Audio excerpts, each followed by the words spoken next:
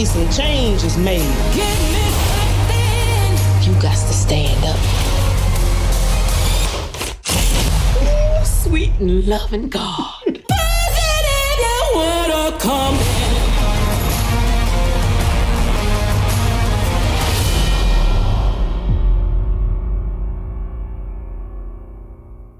I'll voice some quick thoughts on The Color Purple since you brought it up. I saw this movie last night.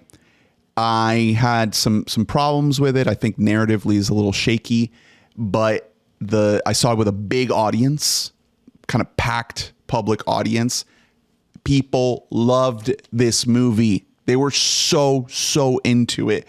They were like, it was very weird. I mean, this movie, it's based on a book, which was adapted by Steven Spielberg in the 80s, one of his first big movies, then adapted into a stage musical, which now this movie is based on.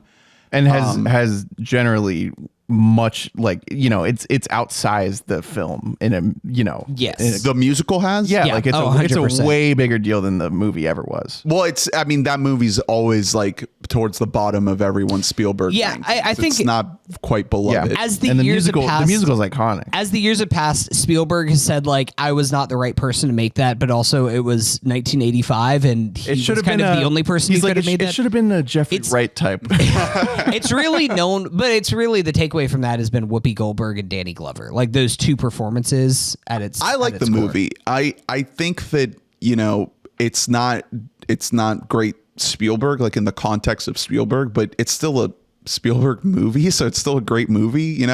So I think there's still a lot to love in that. So I went into this movie with a vague memory of that one, and I just the biggest thing is like The Color Purple is a very devastating story. It's like very sad. Yeah. And then you have this bright, kind of energetic musical, and I don't know if they kind of nailed the balance of tones there, where you have these beautiful, happy musical sequences with these really dark, brutal narrative moments. I mean, if you've seen or read The Color Purple, this is a story of abuse, assault, and rape. It's fucked up, and I don't think that this new version does a great job of kind of balancing that. But when it does decide to be a musical, you can't deny the artistry. You can't deny that the folks performing on screen are giving it their all. At every level, the production design, the music, the acting, the singing, it's all there. But then when you're trying to tell a story through that, especially this story, I found it a little shaky. So I wouldn't say I'm a huge fan of The Color Purple, but I would recommend it. I mean, it's if you want like a happy, feel good movie, I don't know if this is going to be the pick. But people loved it. People were having a very intense emotional reactions to this movie in the theater, So we'll see what happens. I'm still over here with my Wonka flag.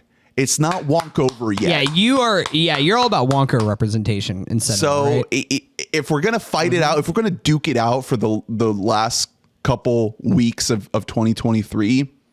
I don't know if I'm going to go quite into Color Purple land. Listen, do you hear how problematic this guy is over here? Timothy Chalamet is a person of color.